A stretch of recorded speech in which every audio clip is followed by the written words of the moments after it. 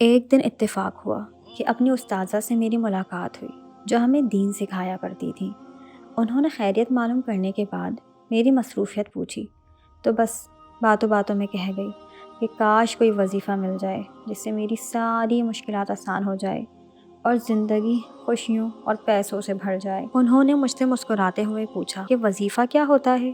میں نے کہا وہی جو بتا دیتے ہیں کہ یہ دعا 100 مرتبہ پڑھ لو تو امیر ہو جاؤ گے، یا فلاں چیز اتنی دفعہ پڑھ لو تو اولاد ہو جائے گی۔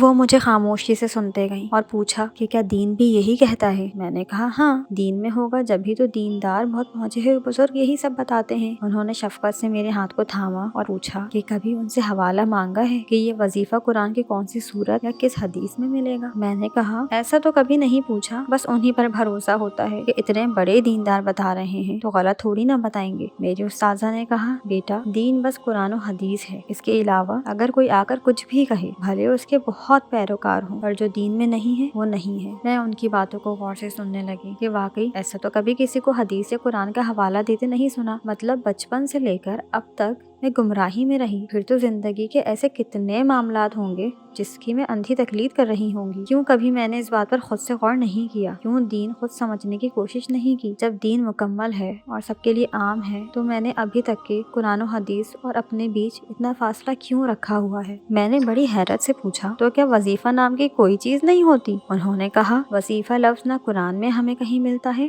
اور نہ ہی احادیث میں، لیکن آج کل بہت سے لوگوں میں یہ شر پھیلا ہوا ہے کہ اللہ کے کسی نام کا کوئی وظیفہ کر لو یا پھر کسی آیت کا، مثلاً سورہ مریم پڑھ لو تو ڈیلیوری آسان ہو جائے گی، سورہ یوسف پڑھ لو تو بچہ خوبصورت پیدا ہوگا۔ تم بتاؤ کیا کبھی کسی حدیث میں ہمیں اس کا حوالہ ملتا ہے؟ میں انہی سوچوں میں مگن تھی کہ میری استاذہ نے کہا اگر تمہیں میری باتیں سمجھ میں آئے تو ان پر غور کرنا اور دین خود سے سیکھنے کی کوشش کرنا، تاکہ آگے سے تمہیں کوئی من گھڑت باتوں کو دین کا حصہ بنا کر پیش نہ کر سکے۔